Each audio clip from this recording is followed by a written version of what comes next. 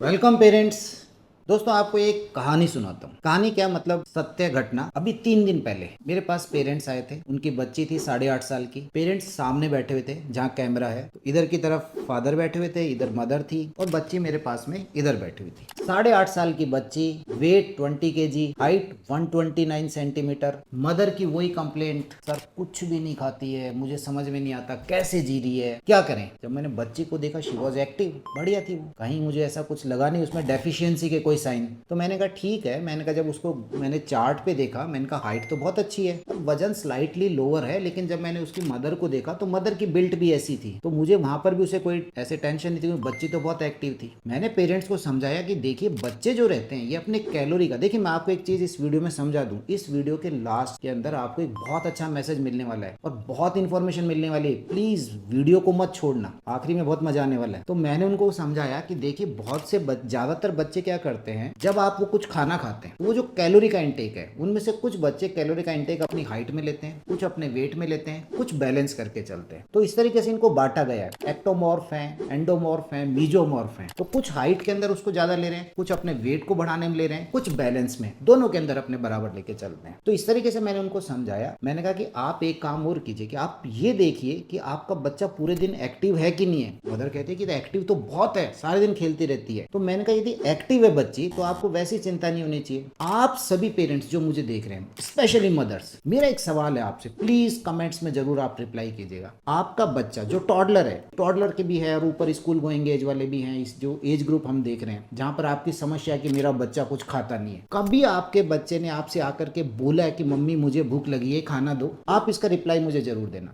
ज्यादातर बच्चे नहीं बोलते हैं, कारण स्पेशली टॉडलर ग्रुप वाले, 1 से 3-4 साल एज ग्रुप वाले, क्योंकि आप उनको मौका तो दो, आप मौका ही नहीं देते हैं। सुबह से उठते हैं और बच्चे के मुंह में ठूसना चालू करते हैं। उस बच्चे को भूख का एहसास ही नहीं है कि भूख होती क्या है। वो आपसे आकर के बोले कि मम्मी भूख लगी है, उसे लगेगा तब आप उसे फ्रूट्स देंगे, वेजिटेबल्स देगा, उसके अंदर एक एहसास तो उसको ड्राइव मिले, ब्रेन से एक ड्राइव तो आए कि ये भूख है। आप सुबह उठते ही दूध पिलाते हैं, फिर उसके बाद लगे रहते हैं, उसके बाद लगे रहते हैं, पता नहीं क्या क्या तरीके आप लोग अपनाते रहते हैं। तो उस बच्ची के लिए मैंने उनको समझाया कि आपकी बच्ची मेरी तरफ से ठीक है, आपको कुछ चिंता करने की जरूरत नहीं है। इस तरीके से मैं उनकी काउंसलिंग कर रहा था। मैंने उनकी मदर को ये भी कहा, मैंने कहा आप एक काम कीजिए, आपको ज्यादा ही चिंता है, क्योंकि मदर ने कहा कि सर ऐसे नहीं खाएगी तो जिएगी कैसे, मतलब एप्रीहेंशन बहुत ज्यादा थी, टेंशन बहुत ज्यादा थी। मैंने कहा आप 7 दिन से 10 दिन का एक चार्ट बनाइए। आप एक बार 10 दिन का एक चार्ट बनाइए कि आज मेरी बच्ची ने सुबह दोपहर, आप सबके लिए भी कह रहा हूं मैं, ये जहां जहां आप मदर्स को लग रहा है कि मेरा बच्चा कुछ खाता नहीं है, आप एक लिखना चालू कीजिए। सुबह क्या दिया है, शाम को क्या दिया है, दोपहर में क्या दिया है, रात को क्या दिया है। आप जब 10 दिन का आप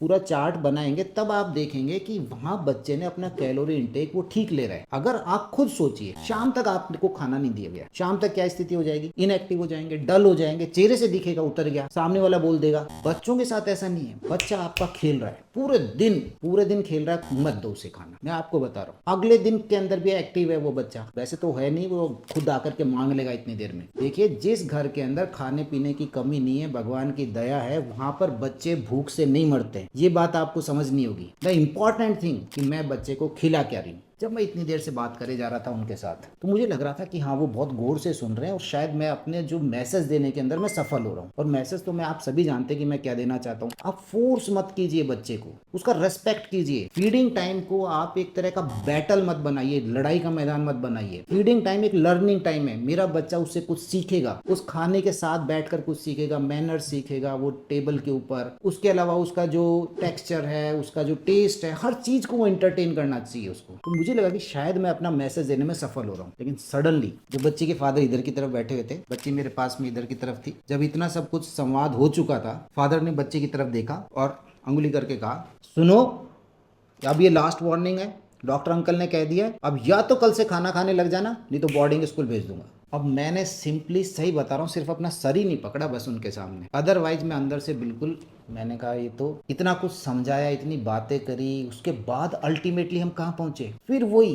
अच्छा आप लोग खुद बताइएगा ऐसा करते हैं कि नहीं करते बच्चे के साथ? अरे भाई उसे भूख ही नहीं है और आप कहते हो कि खाना खा, खाना खानी तो बोर्डिंग स्कूल भेज दूंगा। और दूसरे रास्ते क्या है, खाना खानी तो डॉक्टर के ले जाके इंजेक्शन लगवाएंगे, खाना खा नहीं तो भूत आ जाएगा, खाना खा, अगर तुम खाना खाओगे तो हम तुम्हें टॉफी, चॉकलेट, पिज्जा, बर्गर कुछ ऐसा दिलाएंगे जो मीठा है, स्वाद है। ये लालच है ना, फूड का लालच, ये भी देते हैं ना आप। इसके अलावा मैं आपको बताता बताता हूँ, एक मदर, उनका मैसेज मेरे पास आया हुआ था। उन्होंने लिखा था कि सर मैं इतनी परेशान हो चुकी हूँ मेरी बच्ची से कि वो जब नहीं खाती तो मैं परेशान हो जाती हूँ और मैं उसे मारती हूँ। ये मैसेज आया हुआ है मेरे पास कि जब वो नहीं खाती तो मैं इतनी परेशान हो जाती कि मैं क्या करूँ, ये खा क्यों नहीं रही है, और मैं उसे मारती हूँ, पहले डांटती हूँ फिर मार भी देती हूँ और उसके बाद मैं रोती हूँ कि मैंने ये क्या किया। और ऐसा मेरे साथ बहुत रिपीटेटिवली हो रहा है। मतलब किस कदर तक हम पजेसिव हो जाते हैं बच्चे को खिलाने के लिए। एक ही चीज, अरे भाई उसे भूख है ही नहीं, ये उसका काम है, वो बताएगा आपको कि मुझे भूख है कि नहीं। आपका काम तो उसे देना है न्यूट्रिशियस डाइट, खत्म। और ये वॉच करना है कि मेरा बच्चा एक्टिव है कि नहीं है, खेल रहा है कि नहीं खेल रहा है। आपको जरा सा शक है, आप अपने पीडियाट्रिशियन के पास जाइए ना, आपके डॉक्टर के पास जाइए। बेसिकली आपका दिमाग तो खराब जो है वो आपके अड़ोसी पड़ोसी और रिश्तेदार कर रहे हैं, जिन्हें खुद कुछ नहीं पता। आपके घर में बिजली चली गई है, पानी की कोई समस्या है, तो डॉक्टर के जाएंगे क्या? नहीं जाएंगे।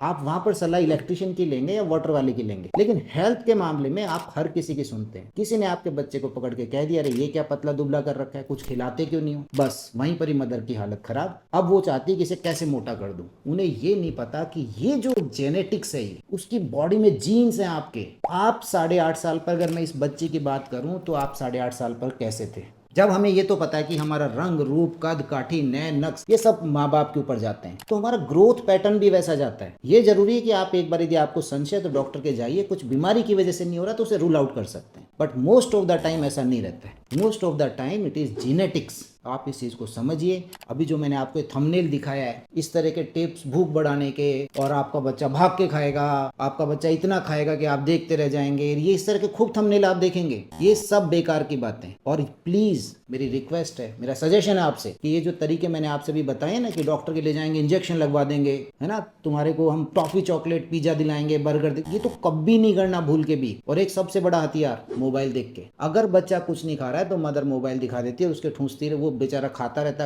है, बाद में निकाल देगा। वो एंटरटेन ही नहीं कर रहा उसको। तो इस तरह के जो आप ये हथकंडे अपनाते हैं, जो मैं हथकंडे वर्ड कह रहा हूँ, इन हथकंडों को अपनाना बंद कीजिए प्लीज। बच्चे की जो उसकी जो फीलिंग्स हैं उनको रिस्पेक्ट कीजिए। और ये केवल खाने में ही नहीं है, ये और भी चीजों के अंदर है। मुझे लगता है कि डांटना, डपटना, आंख दिखाना भी बहुत तेज, ये भी मेरे हिसाब से तो गलत है। हो सकता है मैं गलत हूँ, मैं इसमें ये नहीं कह रहा हूँ कि मैं हर जगह आई एम 100% राइट। आपके सजेशंस मेरे को चाहिए, ये एक बायलेटरल चीज है। आप मुझे बताइए, मैं आपके साथ शेयर कर रहा हूँ अपनी चीज। क्या बच्चों को इस तरीके से डांटना, ये तो खाने के ऊपर है, मैं वैसे भी जनरल टॉक कर रहा हूँ कि आप बच्चे के ऊपर अपनी धौंस जमा रहे हैं। आप पेरेंट्स हैं, मैं मान गया, समझ गया। कुछ रूल्स बनाए जा सकते हैं कि अब शाम हो गई है, 7 बज गए, आप घर से बाहर नहीं जाएंगे, ये चीज अलाउड नहीं है। बट ये रूल्स है मेरे घर में, इट इज ओके, ये चलेगा।